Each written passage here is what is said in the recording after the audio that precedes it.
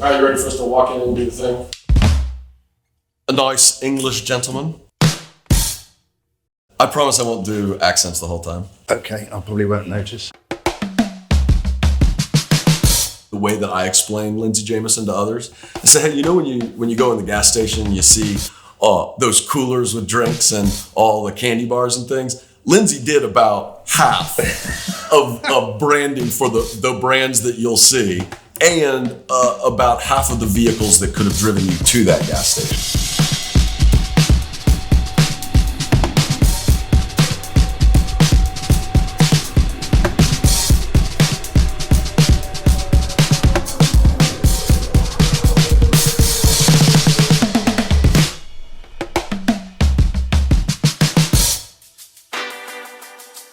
Lindsay is a branding guy with an enviable rap sheet bigger than any full-blown agency I know, since he's worked with Nike and Kellogg's, Ford, Lincoln, Mercury, Toyota, Volkswagen, and about 60 brands that all roll up under Coca-Cola.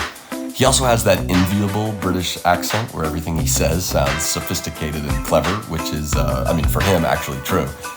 He's the first person who said that consumers create and act out narratives about themselves, and they use brands to prop up those stories. I think a lot of marketers would be a lot better at their jobs if they heard the Lindsay Jamieson gospel. So we've been friends for a few years now.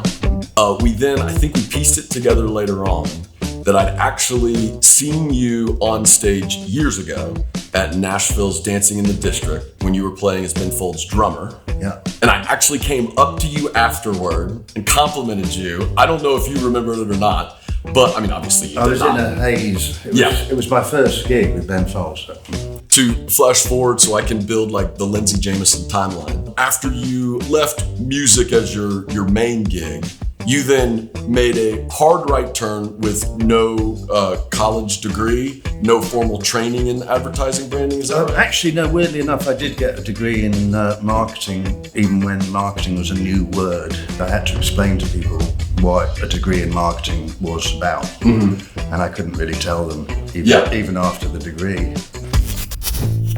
Do you care to just break down the model that's in your head for how brands should approach their approach to consumers? At the end of the day, a brand is nothing more than a perception that somebody else holds in their head about you or your brand, right?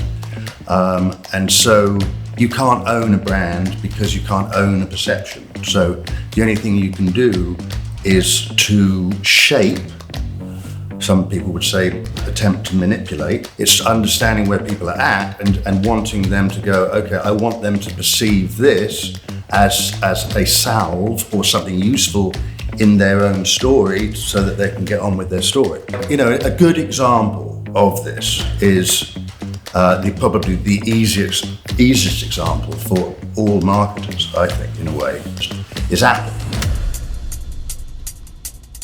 It changed everybody's lives who was susceptible or willing to be changed by it. You have at the top, think different, and then every single touch point. So the retail experience, you went into an Apple store, you've never been in a store like that in your life. The product itself was different, completely different. It worked in a different way.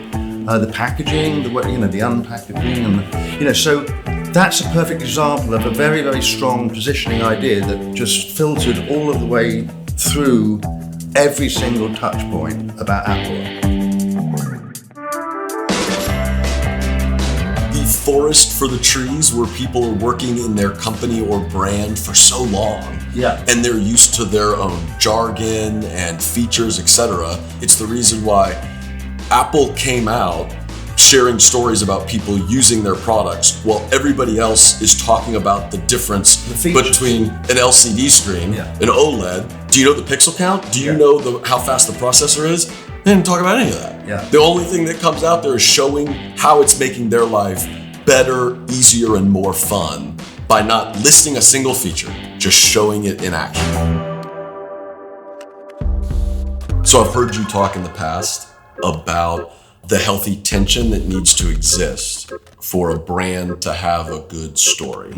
I've been working in that world of story, relating to brand, building brand narratives, with the consumer at the center of the story. I think the bit that a lot of people confuse is they think branding and stories is like, oh, let's tell you a story about, Jack Daniels back in the day and Levi's did this in the past. And it's not about that. It's about building a story about the consumer now, where they are at the center. They're the protagonist of their own story. And that if you're lucky, or if you get permission, essentially, you can come in as a brand to play an accomplice role in that story. I read it on your website, what it takes for a brand to become a verb. If you go back to that idea that the consumer's the protagonist of their own story, and so they're really getting on with their lives, and they really don't care about your brand. If they see some genuine value, or if you can come in and like change my life like Apple literally did, it's like, here's a computer, you can use it, because you just go like that and it works. And it's just like, thanks very much, I needed one of those, thank you, Apple. And although Apple didn't become a verb, but it enters your life in a way that we need an Apple moment in this situation. People want that thing to happen to them. What Apple did, verb-wise, I don't know how you Applefy my brand, but if people thought to say that, that's what it would be. Yes. And it would be in line with Kleenex and Xerox and Rollerblade and Frisbees. I don't know why I'm thinking of things that I used in the 90s, but you were a big rollerblader, if I remember. Massive. Yeah. I believe you bladed in here.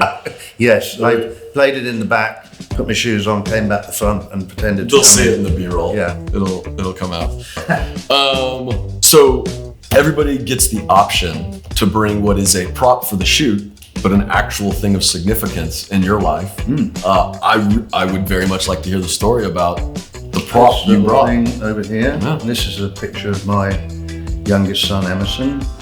And the reason why, he's 22 now, but I brought him up to be sort of very aware of brands at an early age. So when he was 3, he was pointing out Mercury logos on the backs of cars, and which I was very proud, because I've just worked on Mercury and I now own a Mercury. And he was pointing out things that he thought I liked, and so he would say, Daddy, cool car, and I'd look over and it was just this beaten up bit of crap, sort of early 70s, rusty, and he's like, cool car, Daddy, and I'm like, yes, you got it. But he gets very passionate about these sort of things, which I suppose warms my heart in a slightly perverted way. Here's the option. So here's what you get. Yeah, so you have 3 options. You can choose between Mario Pez or Donkey Kong, or you can go with a loose gobstopper. Well, you see, that's quite interesting. Like, these have been in your pocket. Not that I distrust your pocket. You don't like loose pocket candy? I'm not averse to it. I'm probably just actually more drawn to a little Pez moment. Pick the flavor. Thank you very much. Cheers. Yeah, cheers. I think that's it. Nice. Yeah. Go with lemon? Mm. I think I'll go with the grape. That's good. It's been a while since I've had one of these. Is that great? The lemon's pretty lemon. A little tart? Yeah. Yeah, that means something else in English slang, doesn't it? It does, yeah. Yeah. Do we have to censor that? You'll have to My tell. wife a tart. The interview's going splendidly at that point.